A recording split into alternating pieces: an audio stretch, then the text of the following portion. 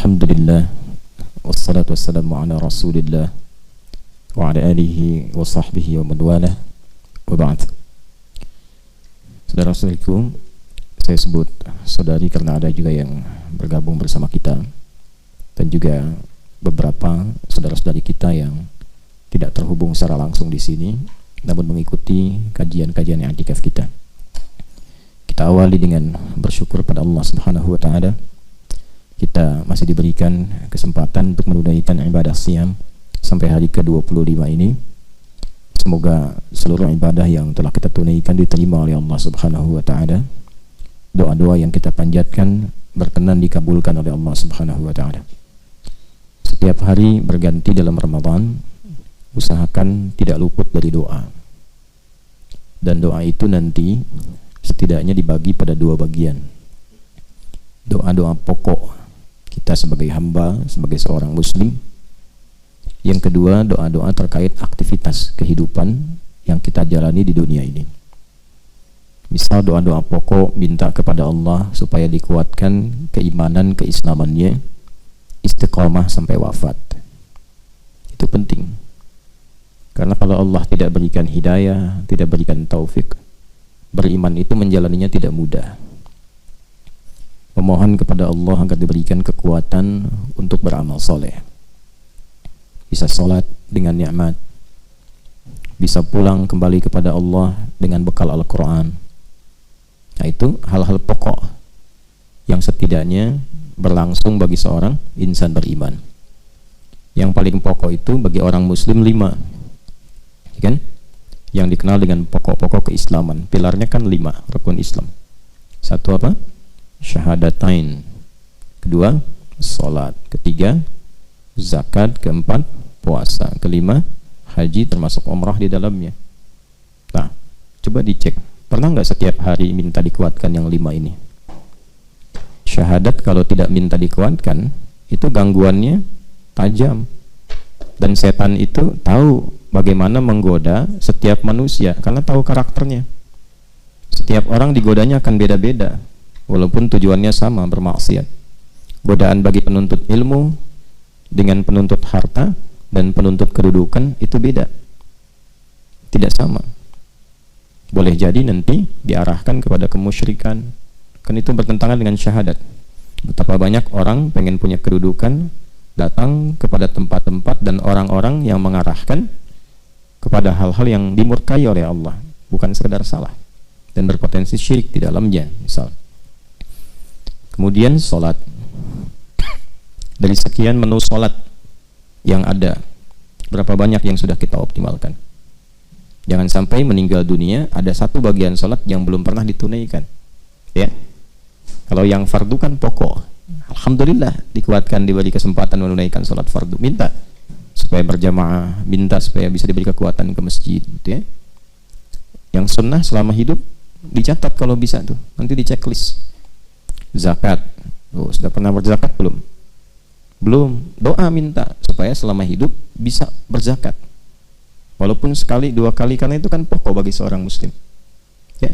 Jadi menerjemahkannya, berzakat bagi yang sudah wajib atau mampu berzakat. Balik pengertiannya, harus mampu zakat selama hidup. Harus itu maksudnya memotivasi diri supaya kita bisa untuk berzakat. Ya, puasa minta diberi kekuatan. Haji juga sama. Kan definisi standarnya haji bagi yang mampu, tapi definisi bagi seorang muslim, ya, dalam tanda petik muslim yang ingin mewujudkan rukun-rukunnya adalah berusaha mampu haji selama hidup. Terserah nanti bagaimana Allah memberikan keputusannya, yang penting kita berusaha dulu sehingga ketika dihisab itu ringan. Itu yang pokok. Selebihnya doa-doa terkait dengan aktivitas duniawi kita yang diniatkan sebagai ibadah. Ya, kalau belajar minta dikuatkan ilmu, kalau bekerja minta dijaga oleh Allah, diluaskan rezekinya, disifati dengan halal dan membahagiakan. Kalau punya kedudukan minta dijaga oleh Allah supaya jadi maqaman mahmuda, kedudukan yang memuliakan dan dimuliakan. Kadang-kadang kan dimuliakan tapi tak mampu memuliakan. Orang hormat tapi tak mampu memberikan kehormatan kepada orang lain, sombong, ria, ya kan? Itu dimuliakan tapi tak mampu memuliakan.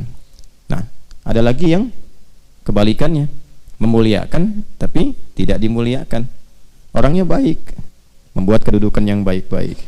Tapi dalam saat yang bersamaan memang fitrahnya boleh jadi ada yang tidak senang, ya kan? Nah, tapi dengan cara-cara yang tidak elok, minta supaya Allah turunkan billadunka sultanan nasira, dengan pertolongan terbaik. Nah, itu yang kita isi selama Ramadan, apalagi i'tikaf. Ya, minta kepada Allah kekuatan ibadah, kekuatan menikmati tarawih, kekuatan beramal saleh saat yang bersamaan, minta kekuatan supaya diberikan cahaya dalam belajar, menuntut ilmu, cahaya dalam bekerja, cahaya di keluarga, itu dioptimalkan. Di kesempatan ini kita akan sedikit dulu belajar topik yang berbeda sedikit saja untuk memberikan pencerahan terkait dengan satu momen yang istimewa yang hanya terjadi di bulan Ramadan, yaitu di satu dari sekian malamnya, dikenal dengan Lailatul Qadar, malam Al-Qadar. Ini penting kita bahas karena ada beberapa redaksi hadis juga yang memberikan motivasi kepada kita untuk tidak putus berburu malam Al-Qadar ini sampai ujung Ramadan. Bahkan ada yang spesifik meminta di 10 hari terakhir, kan?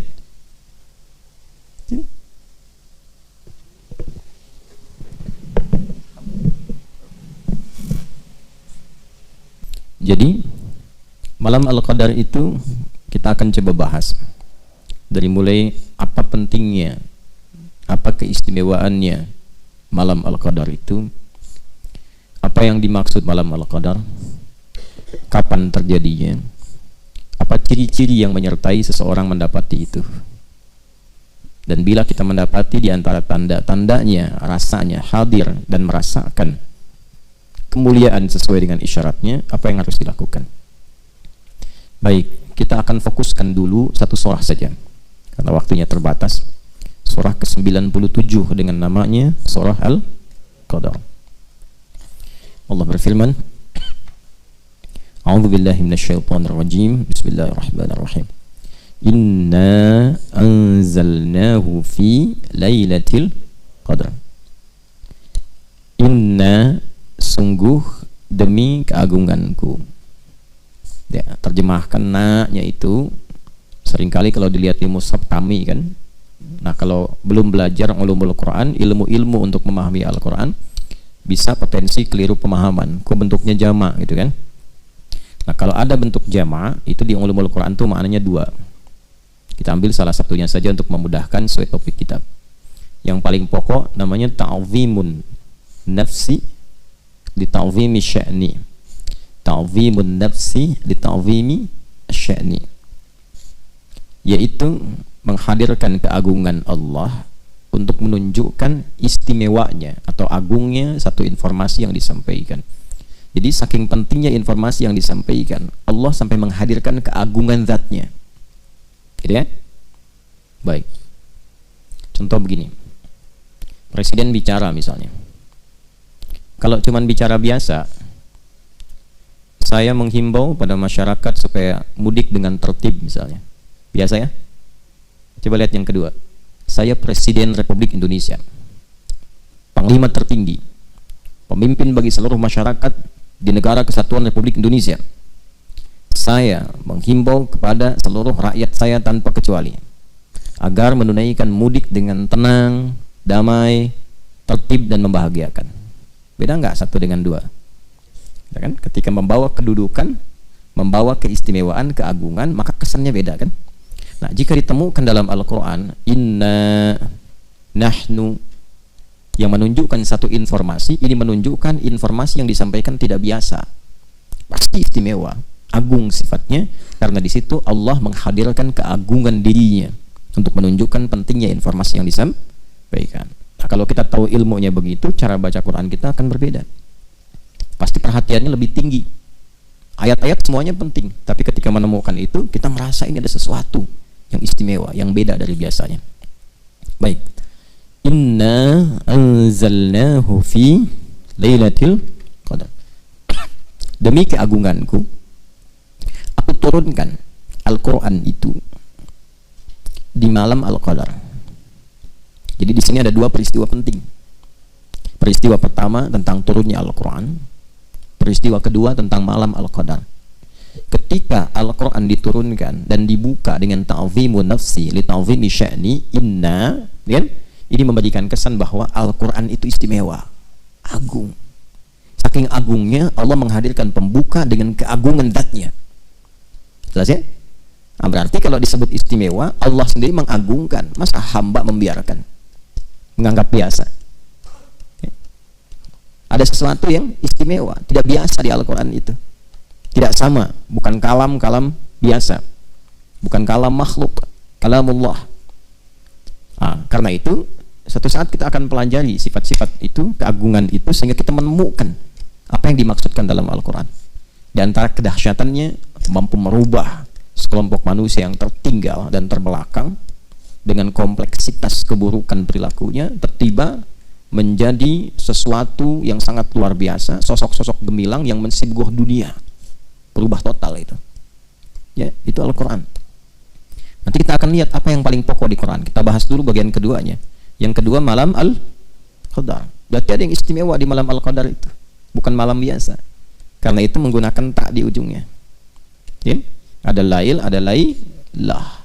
Kalau lail umumnya menunjuk pada waktu malam standar umum. Inna fi khalqis samawati wal inna fi khalqis samawati wal wa ikhtilafil laili wan nahar. Pergantian waktu siang dan malam. Itu kalau disebutkan lail umumnya menunjuk pada waktunya dari ba'da isya sampai menjelang fajar. Menjelang ya, bukan sampai fajar, karena nanti ada waktu jeda singkat namanya sahar. Aktivitas yang dikerjakan di waktu sahar namanya sahur. Makanya kita makan apa? Sahur, maksudnya dilakukan di waktu sahar. Ya, kurang lebih 15 sampai 25 menit sebelum fajar. Jadi kalau subuh misalnya 4.38, ya kurang lebih 4:04 atau 4:10. Kalau jam 3, setengah 3 terlalu dini.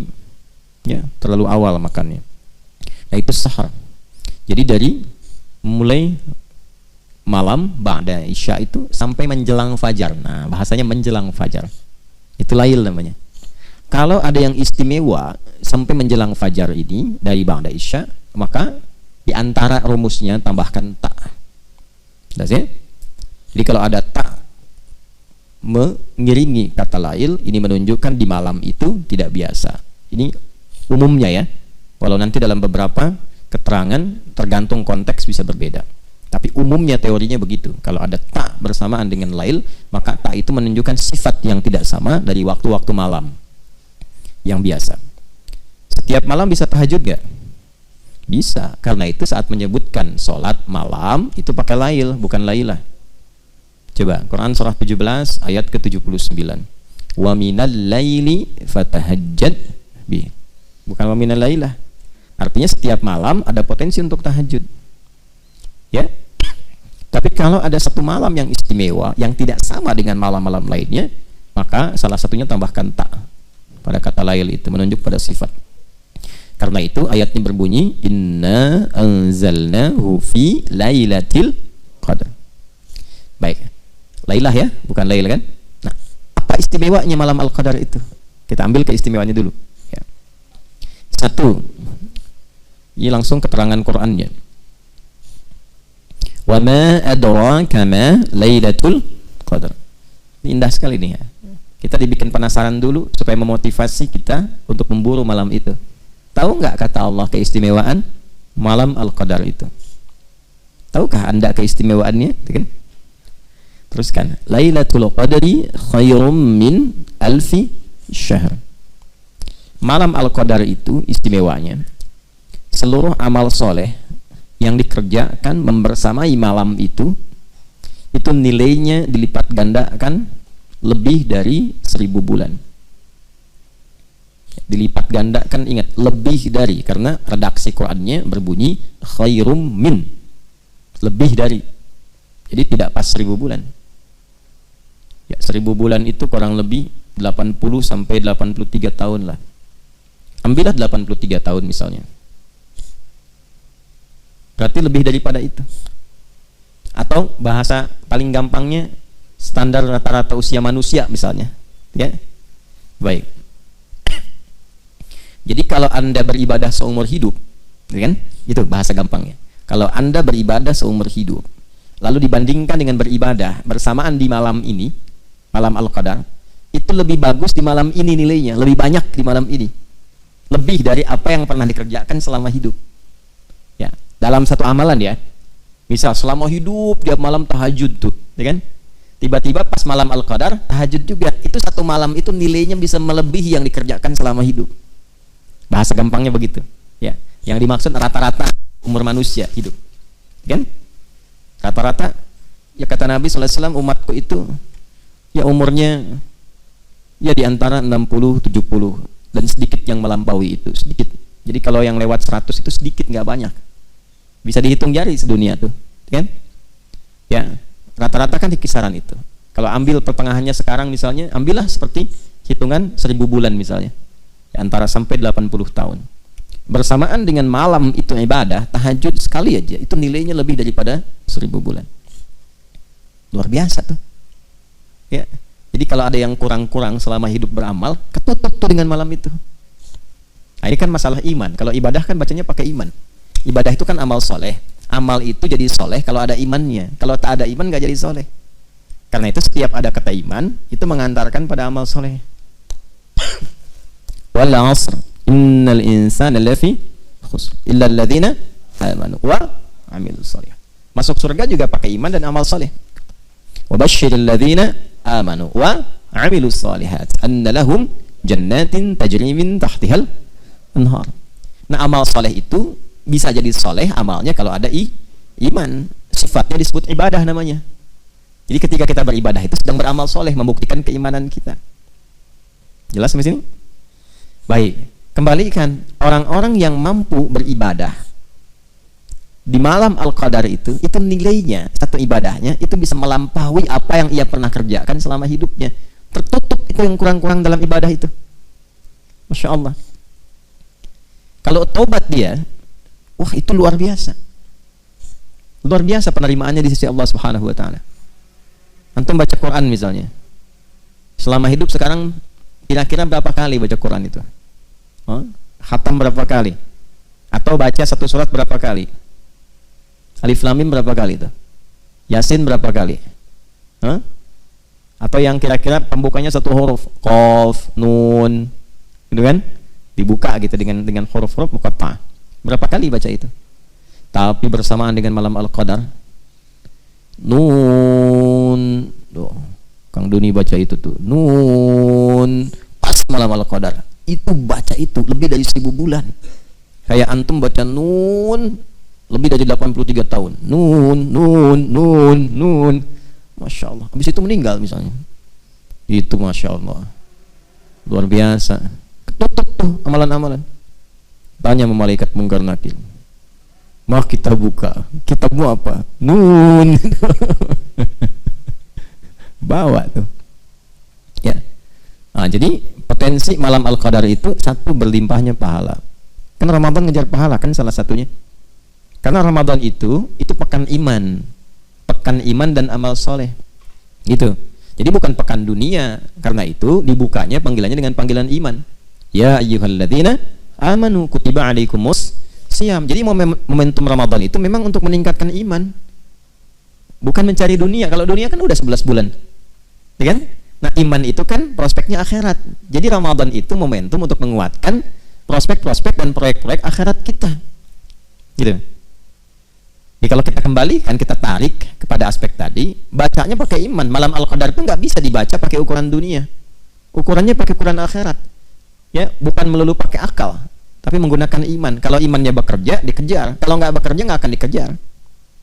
Jelas ya? Teruskan. Yang kedua, apa keistimewaannya?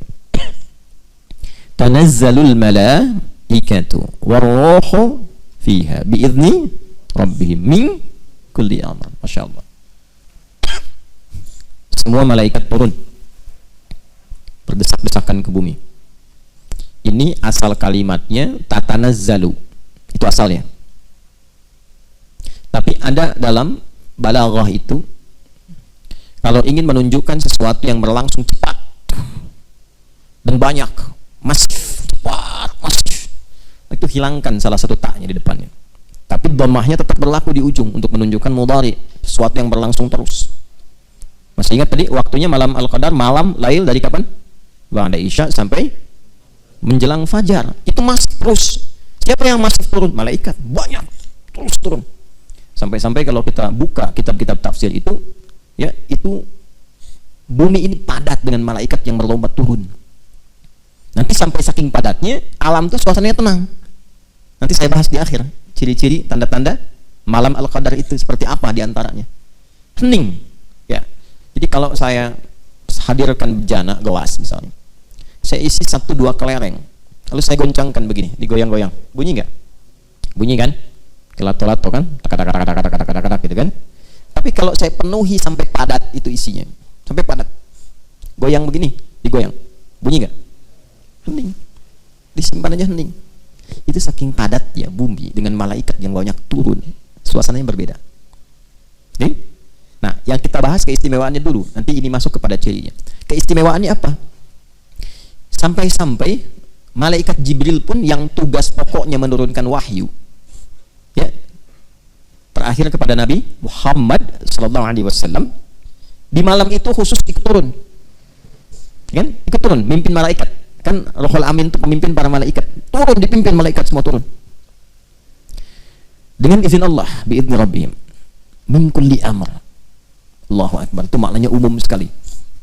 Diizinkan oleh Allah untuk menyertai segala perkara yang baik-baik. Artinya apa? Kalau ada yang sholat, tuh malaikat ikut sholat. Kalau ada yang zikir, ikut zikir. Kapan lagi antum sholat diikuti oleh semua malaikat pengen ikut sholat? Makanya kalau ketinggalan semalam aja ruginya banyak. Baca Quran diikuti, zikir diikuti, banyak turun. Oke? Nah, apa dampak paling spesifiknya bagi setiap insan itu terkait dengan doa dan taubat? Jadi kalau doa yang biasa ngaminkan mungkin 1-2 malaikat yang menyertai, ini banyak malaikat. Ya, berdoa, amin. Mana Umar? Doa. Umar doa, amin. Hasan doa, amin. Ya. Wajri doa, amin. Tuh. Itu aminnya bukan 1, 2, 3, amin. Cuman kan goib. Kalau goib gak kedengaran. Kalau kedengaran bubar antum. Amin. Ya kan bubar. Siapa nih lihat sayap begini? Siapa? Israel. Oh. Ya. Gitu. Nah, itu sekali lagi perkaranya iman. Ya. Jadi jangan pakai akal, pakai iman, karena akal terbatas. Ingat, akal itu sama kayak mata, sama kayak telinga, perangkat yang ada pada manusia, perangkat fisikal. Mata terbatas tidak? Terbatas, semakin jauh semakin gak kelihatan. Semut itu kalau dekat terlihat jelas, merayap makin jauh gak nampak. Bukan semutnya gak ada, pandangan kitanya yang terbatas. Gajah gimana? Sama, semakin jauh semakin gak kelihatan, gajahnya tetap segitu. Mata kitanya yang terbatas.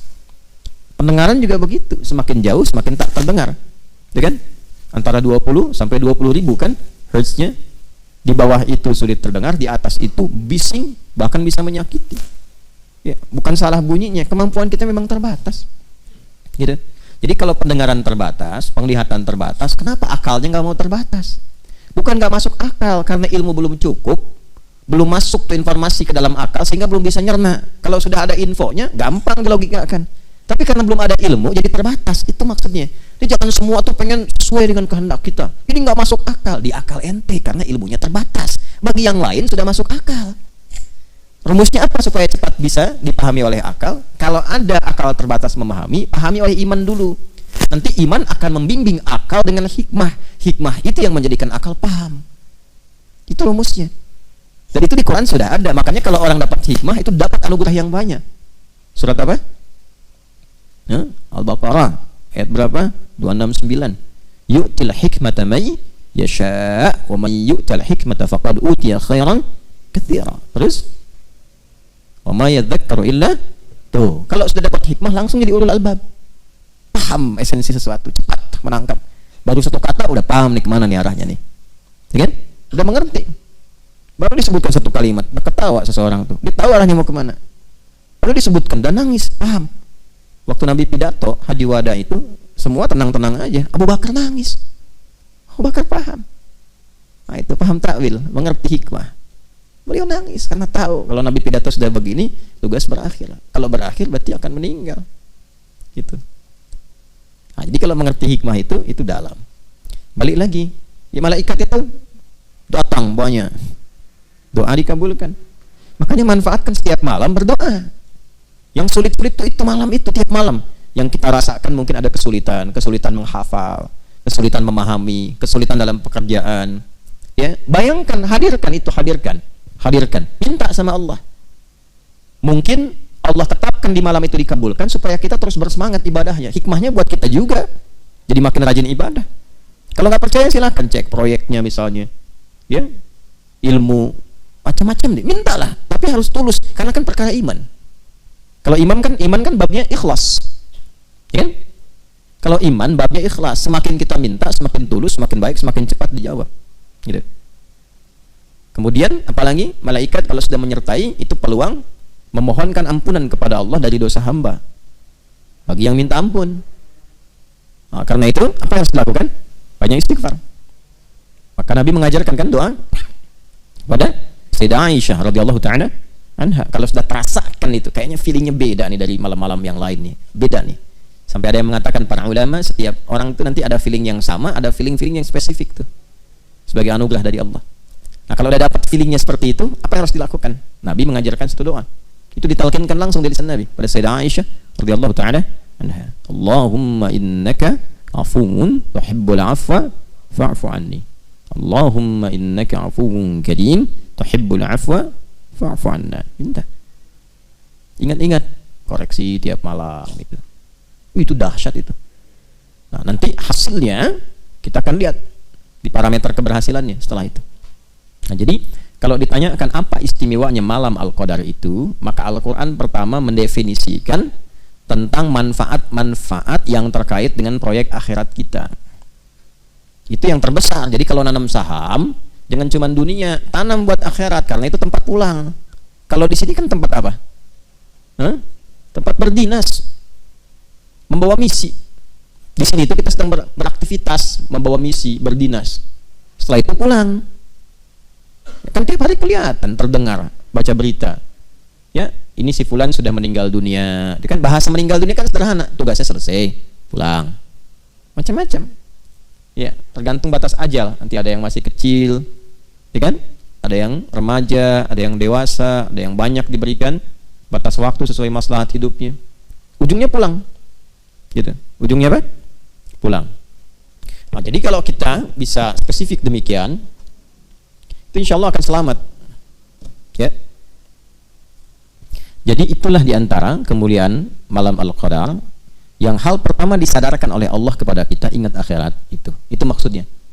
Jadi keistimewaan pertama yang menghadirkan banyaknya pahala, terkabul doa, diampuni dosa, itu kan rata-rata proyek dan prospek akhirat kan. Intinya membangun kesadaran. Ingat ya, kalian satu saat akan pulang. Kalian akan meninggal dunia. Dunia itu tempat berusaha, pasti pulang. Jangan sampai saat pulang tak punya bekal. Itu maksudnya. Dan aku sayang, kata Allah begitu tuh. Akulah Rahman, kata Allah, akulah Rahim. Saking sayangnya Allah, Allah tahu nih, yang selama hidup beribadah itu walaupun terasa banyak, belum tentu kan diterima semuanya. Cuman bersyukurnya kita, Allah punya sifat asyakur, yang menerima walaupun sedikit. Ya kan? Itu baca Quran 1 juz, berapa yang diterima oleh Allah? Ya, alhamdulillah kita masih bisa baca Quran, itu bersyukur diberi taufik. Yang diterima pun alhamdulillah. Kalau bukan rahmat Allah, sulit mengandalkan amal soleh. Sulit. Coba dari sekian amal itu, salat maghrib berapa rakaat? 3. Yang bisa ikhlas di rakaatnya berapa dari 3 itu? Gitu. Itu kalau bukan rahmat Allah, sulit. Jadi kesimpulan pertama, keistimewaan malam Al-Qadar itu mengingatkan kita satu, pada tempat pulang kita di akhirat, supaya tidak terlampau kita terikat dengan dunia yang sementara. Yang kedua, untuk itulah Allah dengan sifat kasih dan sayangnya menghadirkan banyak peluang-peluang prospek akhirat, investasi-investasi akhirat yang mampu meringankan hisab kita saat kembali dan menempatkan kita di surga dengan rahmatnya. Itu yang pokok. Keistimewaan kedua, saya cepat. Apa itu qadar? Kalau tadi kan yang disebutkan tadi Lailatul Qadarnya, ya kan? Wa ma adraka ma Lailatul Lailatul Qadri khairum min alfi syahr. Tanazzalul malaikatu war-ruhu fiha biidzni rabbihim min kulli amr. Itu baru aspek pertama. Balik lagi ke awal ayat. Inna anzalnahu fi lailatul qadar. Qadar itu apa? Qadar itu ketetapan Allah bagi seluruh makhluknya dalam menjalani kehidupan. Jadi, ketetapan Allah bagi seluruh makhluknya yang bersifat mengikat, kan, dalam menjalani kehidupan. Contoh, ajal itu qadar, rizki itu qadar Allah. Karena itu Allah tetapkan lalu diberi petunjuk untuk menjalaninya. Kan kita baca dalam setiap witir, Sabbihisma rabbikal a'la alladzi khalaqa fasawwa walladzi qaddara. Kemudian fahada. Kita memuji Allah, terima kasih Allah. Engkau Tuhan yang paling agung, yang paling istimewa, satu-satunya Tuhan yang dipertuhankan, disembah, yang telah mencipta lalu menyempurnakan ciptaan, lalu menentukan kadar kehidupannya dengan sempurna dan diberi petunjuk bagaimana menggunakannya. Gitu. Jadi malam Al-Qadar itu adalah malam saat Allah menetapkan semua yang terkait dengan kehidupan makhluk. Kita tarik, kita lah manusia saja. Di situ, di malam itu, aturan hidup kita awal sampai akhir mengikat sifatnya pada setiap personal kita. Kapan mulai berkehidupan, kapan wafat, berapa rizkinya, dan seterusnya di malam itu. Nah, kan Allah berjanji, kan, kita kan nggak tahu, kan, ya, bagaimana kadar kita, kan, yang diperintahkan oleh Allah menjalani hidup, kadarnya sudah diatur, ya kan, rizkinya sudah ada, kan, yang diperintahkan apa? Berikhtiar supaya dapat rizki itu selama hidup, rizkinya sudah ada, ya kan, ajalnya sudah ditetapkan, kan, cuman nggak dikasih tahu kapan pulang, kan. Yang diminta apa? Jalani aja sampai ajal datang. Tapi kalau kita nggak tahu petunjuk bagaimana menjalaninya, rusak misinya. Coba bayangkan. Ingat ya, ajal sudah saya atur ya, misal. Ajal sudah diatur ya, nanti pada waktunya kamu meninggal, jalani aja. Tapi nggak dikasih tahu gimana cara menjalaninya. Hah? Manfaat gak hidupnya? Belum tentu. Bisa bingung, linglung. Rizki sudah saya atur ya, kalian tinggal cari aja. Udah saya tebarkan sampai kalian meninggal. Tapi nggak dijelaskan bagaimana mencarinya. Bisa salah, kan? Karena itulah Allah turunkan petunjuk yang memberikan bimbingan kepada kita bagaimana kita bisa menjalani kadar kehidupan itu dengan cara yang benar. Kalau menjemput rezeki bagaimana caranya, menjalani hidup bagaimana caranya, sendirian bagaimana, kalau berumah tangga bagaimana, jadi suami seperti apa, jadi istri bagaimana, jadi ayah seperti apa, jadi anak bagaimana, punya kedudukan seperti apa, cari ilmu bagaimana. Itu selama hidup berkehidupan, aturannya dijelaskan oleh Allah berupa pedoman, diberikan sebagai petunjuk dalam bahasa Arab atau bahkan bahasa Al-Quran. Petunjuk yang menyertai kita secara lengkap dalam menjalani sebuah kegiatan, bahkan seluruh kegiatan yang kita lakukan sampai berakhir, itu hudan namanya. Apa namanya? Hudan. Ya. Dan Al-Quran itu disebut dengan hudan. Al-Baqarah ayat 185. Syahrul Ramadan alladzi unzila fihil Quran. Teruskan. Hudan linnas. Tuh. Jadi isi Quran itu bukan sekedar bacaan, tapi di dalamnya pedoman semua aspek kehidupan kita dalam menjalani kadar Allah Subhanahu wa taala. Dari sejak mulai dilahirkan sampai wafat. Karena itu kalau kita baca Quran, kita akan temukan jalan hidup kita ada di situ. Iya. Dari alam kandungan, di mana ada kitab di muka bumi ini yang menjelaskan secara detail perjalanan hidup manusia dari dikandung sampai wafat, sampai setelah wafat kemana. Coba cek. Saya selalu katakan itu. Karena memang Quran itu bukan kalam manusia. Ya, kan manusia itu terbatas. Udah saya bilang dari awal, manusia itu terbatas. Kalau nggak tahu, nggak akan mungkin ditampilkan. Ini menunjukkan apa? Quran itu benar firman Allah, Islam itu agama yang benar. Karena cuma Tuhan yang benar yang bisa menerangkan kehidupan kita. Gitu. Gimana Nabi Muhammad SAW, Rasul mulia, tapi kan tinggal di tempat yang ya tidak ideal dalam konteks kehidupan manusia. Ya, jauh dari Romawi, Persia, peradabannya.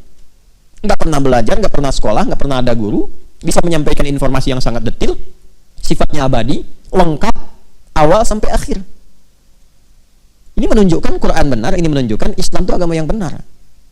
Kita mesti yakin sebagai mukmin itu. Itu aja cara memahaminya. Kalau akalnya masih berfungsi dengan baik, itu insya Allah bisa mencerna. Bisa mencerna. Empatkan dulu deh secara objektif. Lalu komparasikan dengan jernih gitu berpikirnya itu. Gitu. Jangan langsung sentimen dulu misalnya. Ya, jangan langsung klaim dulu. Tempatkan dulu aja berpikir dengan cara yang benar. Itu diajak begitu oleh Quran tuh. Ya, afala tatafakkarun, afala tatadzakkarun, afala ta'qilun. Coba renungkan, coba konstruksikan, coba fikirkan. Ya. Bahkan Allah sendiri menegaskan, enggak dipaksa kok untuk berislam. Tapi kita diminta untuk memfungsikan anugerah akal untuk mencerna. La ikraha fid din, lakum dinukum waliyadin. Cuma di Quran tuh, enggak ada paksaan untuk berislam. Ya. Enggak ada paksaan untuk ibadah, cuma dihisab. Gitu kan? Ya, indah ya bahasanya. Enggak dipaksa kok. Jadi kalau kita menyimpulkan kembali, maka Al-Quran itu istimewa, gitu, agung. Karena itu saking agungnya Allah menghadirkan keagungan zatnya saat menyampaikan informasi diturunkannya Al-Quran. Itu bersamaan turunnya dengan ketetapan qadar. Jadi saat kita berkehidupan Allah sudah atur, aturannya pun turun saat bersamaan. Makanya diviralkan, semua alam malaikat itu diviralkan.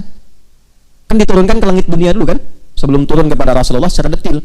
Nah itu dua fase. Fase pertama itu turunnya semua 30 juz, agung, viral tuh alam langit tuh, ya, sampai ke langit dunia dulu. Nah itu yang dimaksud anzala, dibaca di buku saya yang makna ayat puasa. Jadi kalau anzala, ya, itu langsung sifatnya, kan di ilmu surah begitu. Kalau af'ala dengan fa'ala kan beda. Kalau af'ala itu sifatnya langsung, yang dimaksud turun sekaligus bersama dunia sebagai pedoman berkehidupan. Jadi begitu ditetapkan hukum kehidupan, dari mulai usia, dari mulai rizki segala rupa itu, ya, itu bersamaan dengan itu turun petunjuk penggunaannya lengkap 30 juz.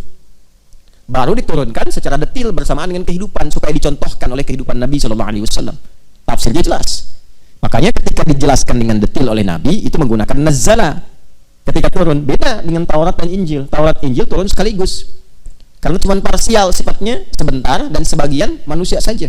Makanya Taurat Injil pakai anzala ketika turun ke nabinya. Tapi kepada Rasulullah SAW Quran pakai nazzala. Al-Imran ayat 3. Nazzala 'alaikal kitaba bil haqq 'alaika ka nabi. Tapi ketika turun dalam suasana qadar, malam al-qadar, itu kalimat nabinya enggak ada. Inna anzalnahu fi lailatul qadar. Hu-nya itu ke Quran. Jelas ya? Sama ya, diadukan apa? Inna anzalnahu fi lailatin mubarakah. Tuh, di malam yang diberkahi. Tapi ketika turun kepada Nabi, kaknya muncul nazzala 'alaikal kitab, pakai nazzala, turunnya bertahap. Bil haqqi musaddiqan lima bayna yadayhi wa anzala at-taurata wal injil. Tapi Taurat Injil pakai anzala. Taurat langsung 10 perintah. Injil langsung turun. Ya, semuanya tidak bertahap. Karena umatnya terbatas dan perintah-perintahnya tuh hanya dalam waktu yang terbatas, sederhana, Quran sampai akhir kehidupan.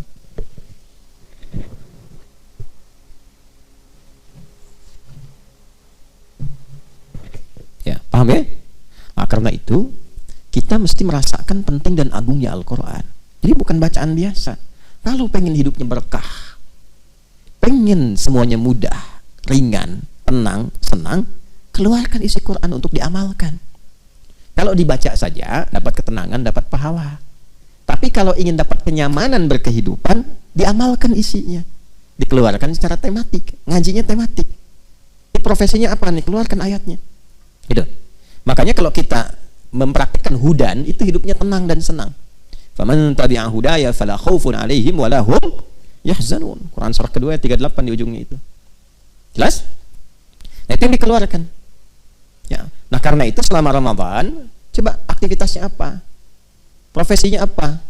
Manfaatkan waktu minimal misalnya dalam i'tikaf untuk mengeluarkan ayat-ayat Quran terkait topik, tema-tema yang dibutuhkan, yang mengiringi aktivitas kehidupan kita, yang jadi pilihan kita itu. Nah, sekarang kita berbahagia, aksesnya paling mudah sekarang. Dulu para ulama itu masih ngikutin. Di kalangan sahabat langsung dibimbing Nabi. Jadi kalau ada pedagang, pebisnis, Nabi konsultasi mereka ke Nabi, Nabi langsung bimbing, sukses. Pejabat, sukses. Semua sukses. Setelah itu diajarkan oleh sahabat, ditangkap. Masih talaki. Tapi kemudian, beberapa generasi setelahnya cerdas. Dihimpun, ditulis. Penjelasan Nabi itu. Dibikin tema-tema, topik-topik. Di antaranya Imam Al-Bukhari. Imam Al-Bukhari membuat 97 topik. Ya, kitabnya yang sangat viral itu Al-Jami' kan? Al-Jami' As-Sahih Al-Musnad Al-Mukhtasar min umuri Rasulullah sallallahu alaihi wasallam wa sunanihi wa ayyamihi. Kalau tidak salah kurang lebih demikian nama kitabnya itu. Disingkat Sahih Al-Bukhari. Itu isinya 97 tema. dan dimulainya tidak langsung hadis, ayat dulu. Ada tema misalnya apa? Pertama kitab Badul Wahyi, kedua kitabul iman, ketiga kitab al-ilmi, ya, dan seterusnya. Itu begitu menerangkan kitabul iman, ayat Quran dulu, setelah ayatnya baru hadisnya. Terus dibuat subtopik. Gimana supaya naikin iman dan tidak turun-turun? Apa amalannya? Bagaimana mendapatkan kenikmatan iman? Apa hubungan iman dengan amal soleh? Itu diruntut. Ilmu, kitabul ilmi, ya, bagaimana cara mendapatkan ilmu? Mengatur waktu untuk belajar ilmu itu bagaimana? Supaya cepat mendapatkan ilmu bagaimana? Itu banyak dikumpulkan. Kitabul buyu' bagi yang bisnis berdagang, keluarkan bagaimana bisnis yang berkah. Bagaimana menghindari hal-hal yang kemudian cenderung bermasalah, tuh kan? Bagaimana menghindari riba, bagaimana mempercepat harta yang berkah yang dengan itu bisa mendekat kepada Allah. Ya, banyak sekali kok. Kitabul marid, bagaimana menyikapi ujian dari Allah, misalnya dari penyakit. Ada tentang bab kedokteran di dalamnya, bab kesehatan, banyak sekali. Di ujungnya adalah pelajaran-pelajaran daripada para sahabat, ada manaqib-manaqib dia tuh. Ya, bagaimana amalan-amalan mereka tuh. Zikir-zikirnya sampai dikumpulkan. Yang khatam, makanya kalau ngaji yang khatam. Kalau khatam itu Masya Allah lengkap itu. Ya. Ada zikir-zikir spesifik. Zikir saat ini pasukan khusus dalam medan perang seperti apa? Ada. Ya, zikir dalam bidang kepemimpinan. Imam Muslim bikin kitabnya, Kitabul Imarah, ada. Puasa nih. Kan puasa itu sebulan kan? Apa yang dikerjakan selama Ramadan? Langsung dibikin Kitabul Shaum, lengkap itu. Dari memulai kapan mengakhiri, bagaimana cara sahur, kapan tarawih, seperti apa dan seterusnya, lengkap. Kita orang sekarang tuh tinggal jalanin aja. Baca, pahami, amalkan. 11 bulan punya waktu baca, Ramadan tinggal ngamalin. Ini dibiarin, begitu masuk Ramadan malah sibuk belajar lagi. Kapan amalnya? Ya walaupun tidak salah, tapi menempatkan sesuatu sesuai dengan tempatnya. Makanya kebiasaan seperti itu menjadikan hari tenang menjadi hari tidak tenang. 11 bulan main-main, begitu waktunya hari tenang, besok mau ujian malah nggak tenang. Ngopi-ngopi catatan, pinjam punya temen, belajar maksain malam, pelajaran 11 bulan dipelajari semalam. Akhirnya ilmunya cuma sampai ujian. Begitu ujian, ya udah lupa. Tertuliskan nilainya bagus, cuman ilmunya lupa. Makanya ada ahli hukum yang dihukum sebab ketika mencuri lupa. Waktu korupsi lupa gitu. Ya. Kenapa jadi ke situ tuh? Nah, balik ya. Ya itulah malam Al-Qadar. Jadi malam Al-Qadar itu menjadikan interaksi kita dengan ibadah dan Quran semakin erat. Karena itu usahakan malam itu. Makanya kita kan hidupkan malamnya kan. Kita bangun lagi, bacain Quran lagi gitu kan. Nah, salah satunya apa? Untuk mendapatkan kasih sayang Allah, penambahan pahala, ya, ketenangan kepada jiwa. Lebih daripada itu, kita terbiasa interaksi dulu supaya besok-besok mau mengkaji Quran. Jelas ya?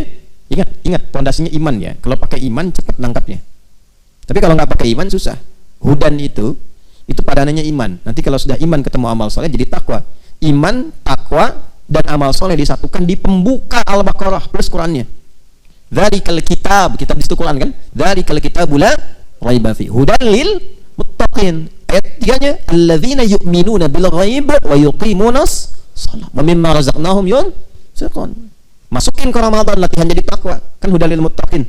Petunjuk bagi orang takwa. Ramadan kan berlatih menjadi takwa. La'allakum tattaqun. Makanya amalan-amalan takwa yang di Al-Baqarah itu kita kerjakan, kita perbanyak saat Ramadan. Gimana meningkatkan iman? Baca Quran, baca kan? Meningkatkan saat Ramadan. Wa yuqimunas shalah, salatnya makin banyak kan? Wa mimma razaqnahum yunfiqun, senang infak kan? Itu. Jadi Quran itu kalau kita baca dengan benar, nyambung semua, kan petunjuk hidup. Jelas ya? Nah, kalau kita dapatkan itu semua, salam. Nah, itu indikasi pertama. Keadaan kita lebih tenang. Damai, salam itu damai. Lebih tenang, lebih bisa memahami esensi hidup, lebih menikmati berkehidupan. Jadi dari sekian waktu dalam Ramadan itu ada satu waktu yang kayaknya kita merasa lebih enak gitu. Nah, coba rasakan kalau hadir di satu malam, suasananya lebih beda, lebih enak, lebih tenang gitu, ya. Terus kalau ngelihat keluar juga kayaknya tenang gitu di luarnya itu. Tadi ngumpul malaikat. Nah, kalau udah dapat lagi sesuatu yang istimewa yang Allah berikan, itu kalau ketiduran tuh bisa dibangunin, dan ke hati getarannya beda. Bangun. Coba deh kalau nggak percaya, perbanyak dulu amalan terus. Ini mungkin untuk tahun depan ya. Kalau hidup, itu kalau hidup. Kalau tidak, sisa waktu gunakan. Masih ada beberapa malam ke depan. perbanyak ibadah. Nanti ada satu dari sekian malam Ramadan itu, ada satu yang kita itu dibikin terus aktif malamnya. Yang kalau mau tidur pun, bangun. Pernah merasakan begitu gak? Itu nggak setiap waktu tuh. Bukan karena ada agenda salat malamnya, tapi dibikin bangun. Saya tidak harus nyampaikan di kapan waktunya saya bisa merasakan itu, tapi itu kan rahasia Allah. Untuk setiap kita kadang-kadang getarannya bisa tidak sama, tapi nanti bisa menemukan petunjuk yang sama dari suasana alam. Ya. Nah, diantaranya lebih tenang. Makanya kan ada hadis-hadis yang menunjukkan paginya itu lebih tenang. Gak terlampau panas, gak terlampau dingin. Cahaya mataharinya sejuk, enak gitu, nyaman. Ya. Jadi akhirnya salam. Di malam Al-Qadar itu kita mendapatkan salam. Maknanya dua. Bisa menunjuk pada isyarat malam Al-Qadar lebih tenang, lebih nyaman, lebih damai ke hati. Lingkungannya juga mendukung, tenang, damai, enak ke ibadah gitulah. Enak ke ibadah. Yang kedua, parameter kesuksesan orang yang mendapatkan Al-Qadar. Perangainya lebih tenang. Lebih bisa menimbang bagaimana bersikap. Lebih tenang, lebih kalem, lebih damai, menatap sesuatu itu dengan kedamaian. Nilai-nilai kebaikan bertambah. Nah, setelah ada kata salam, balik lagi ke malam Al-Qadar. Iya, waktunya malam Qadar itu panjang. Terbentang tadi, kan malam kan? Dari ba'da isya terus sampai menjelang fajar. Makanya saya tidak katakan fajar kan tadi? Ya, menjelang sampai mau tibanya fajar itu matla'. Sampai akan terbitnya fajar. Hiya hatta matla'il fajar. Sampai akan terbitnya fajar. Itu pernah ada berita itu NASA mencitra ya dari angkasa suasana malam-malam Ramadan. Ada satu malam yang beda sendiri. Bahkan di tahun-tahun ke belakang itu kalau sudah sampai begitu ya, fenomenanya kita belum yakin, belum sungguh-sungguh. Saya pikir keterlaluan lah. Kalau kita dengar informasi dari dulu, apalagi dari Nabi, memang standarnya harus yakin, harus kuat, diburu gitu. Ya kalau kurang yakin artinya kan lemah iman, tapi masih bisa dikuatkan. Tapi kalau sudah ada bukti-bukti otentik yang bahkan terekam, belum yakin juga, itu imannya dipertanyakan. Tahun-tahun ke belakang itu sempat ada yang i'tikaf di Masjidil Haram, lalu dia mengamati setiap malam sampai menjelang subuh itu. Ada salah satu momen yang ketika dia videokan itu kayak kilatan naik gitu dari atas Ka'bah tuh ke atas. Itu nyata, bukan rekayasa. Kayak kilatan naik. Ya kayak ada sayap putih tapi halus, kayak awan naik cepat sekali gitu. Ya. Dari satu rangkaian malam-malam terakhir di Ramadan itu. Pernah ada itu? Pernah nggak dengar? Atau pernah lihatnya? Ada di tahun-tahun ke belakang itu. Nah, itu pembuktian yang nyata gitu. Jadi kalau sudah alamnya itu sudah disampaikan tanda-tanda kebesaran Allah secara langsung, belum beriman juga, itu mesti hati-hati itu. Kuningnya udah mau orange tuh. Hati-hati betul, hati-hati. Karena nanti ada ayatul Quran, ada ayatul kaun. Ayatul kaun tufassiru ayatul Quran. Ada ayat-ayat yang di semesta, ada ayat-ayat yang tertuliskan dalam mushaf, ya, dibacakan dalam Quran. Nah, ayat-ayat semesta itu pembuktian langsung dari Al-Quran. Jelas ya? Gimana belah batu ditemukan kalimat Allah? Belah tomat adalah lafaz Allah. Melihat ke atas awan bentuknya Allah, bentuknya Muhammad SAW. Gimana tuh? Masa belum yakin juga? Nah, itu hal-hal yang langka, fenomena yang nggak terjadi setiap waktu, ya kan? Nah, karena itu manfaatkan. Kalau pengen mendapatkan malam Al-Qadar gampang, rumusnya gampang sekali. Cuman dua. Satu, konsisten menunaikan ibadah malam, walaupun sekejap di waktu-waktu tadi itu dari ba'da isya menjelang fajar. Jadi rumusnya satu, konsisten menunaikan ibadah malam setiap malam Ramadan. Walaupun sekejap, 5 menit, 10 menit, nggak apa-apa, sesuai kemampuan. Yang bisa dioptimalkan, silahkan. Yang kedua, jangan maksiat. Ya, jangan maksiat. Itu aja. Sekira itu yang bisa disampaikan terkait uraian malam Al-Qadar. Mudah-mudahan bisa bermanfaat dan teman-teman